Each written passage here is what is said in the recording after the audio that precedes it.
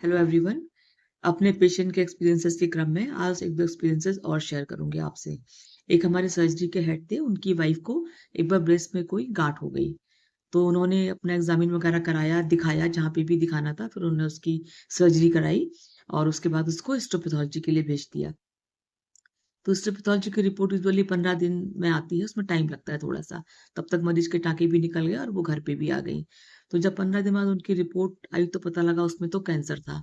तो उस वाली स्टेज पे उनका पूरा ब्रेस्ट रिमूव होना था। फिर खैर तुरंत वो लोग जैसे ही उन्हें पता चला कि इसमें कैंसरस चेंज है, तो वो फिर उसको हॉस्पिटल में उन्होंने एडमिट कराया। इस बार उन्होंने ऑपरेशन मुंबई में कराया। फिर उनका पूरा ब्रेस्ट रिमूव करना पड़ा। उसके बाद उनकी कीमोथेरेपी और रेडियोथेरेपी चली। उसके बाद मैडम काफ़ी दिन तक तो ठीक रहीं, कोई दिक्कत नहीं रही, उनको बस साल में एक बार विज़िट के लिए जाना होता था। तो कहने का ये मतलब था कि अगर उनको पहले ही पता चल जाता बायोप्सी से कि भई ये अगर कैंसरस वाली ग्रोथ है, तो उसी समय वो अपना डिसीज़न ले लेती। अब एक सर्जरी उन्होंने कराई 15 दिन पहले, दूसरी कराई उन्होंने 15 दिन के बाद, तो वो ये उनके लिए कितना मेंटल ट्रॉमा हुआ होगा।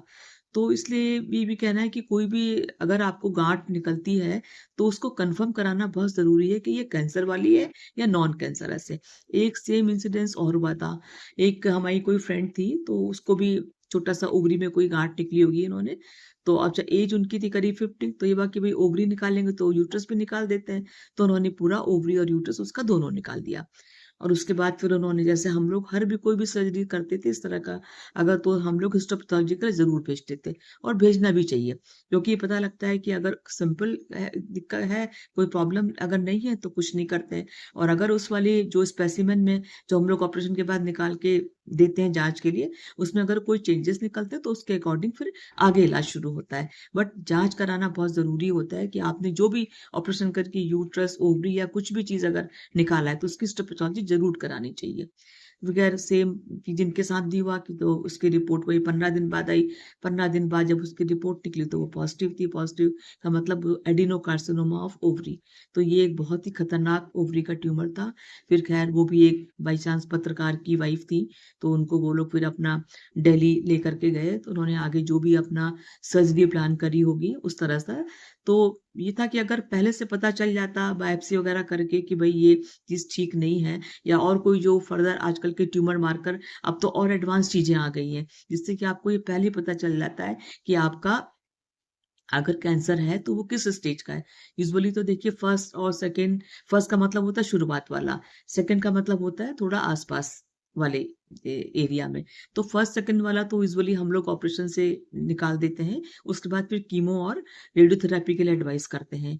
और थर्ड स्टेज का होता है जब आपके आस-पास की जगहों भी फैल जाता है, और फोर्थ स्टेज का मतलब जब पूरे शरीर में कैंसर फैल गया। तो थर्ड, फोर्थ स्टेज का तो कोई ज़्यादा ट्रीटमेंट नहीं है, उसमें तो हम लोग बस कीमो वगैरह करके पेशेंट को थोड़ा बहुत रिलीफ मिलता है, उसमें थोड़ा उसकी लाइफ एक्सपेक्टेंसी कम हो जाती है। बट फर्स्ट और सेकंड स्टेज के जो कैंसर्स होते हैं वो यूजुअली ठीक हो जाते हैं। बट फॉलो अप ज़रूरी है, टाइम से जानना बहुत ज़रूरी है। जैसे अभी हमारी जो शेफ़ थी पंकज भदौरिया, उनको देखिए अभी देखा होगा आप लोगों ने, उनका रूटीन चेकअप हुआ था, तो रूटीन चेकअप में उनको पता चल गया कि उनके गाँठ है, उन्होंने तुरंत करा लिया। अब जो भी वो कीमो रेडियो लेंगी वो उनकी डॉक्टर पे डिपेंड करता है कि वो लोग क्या कराएँगी। तो इसलिए रूटीन चेकअप मुझे लगता है कि एक एज के बाद में हर पेशेंट को कराना बहुत ज़रूरी है, ताकि आपको चीज़ें टाइम से पता चले और आप उसको मैनेज कर सको।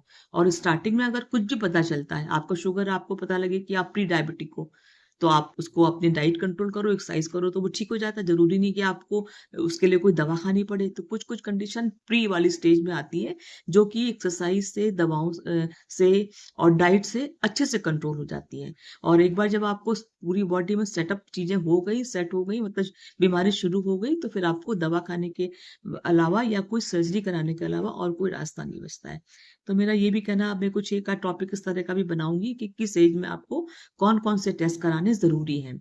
और वो ज़्यादा नहीं है, कुछ टेस्ट आप साल भर में कराइए, कुछ आप 2 साल में कराइए। वो डिपेंड करता है कि आपकी एज कितनी है और आपकी फैमिली हिस्ट्री क्या है। कभी-कभी ऐसा होता है फैमिली हिस्ट्री में कुछ चीज़ें पॉज़िटिव होती हैं, तो उसके लिए आपको अपना टेस्ट भी रूटीन में कराना बहुत ज़रूरी है।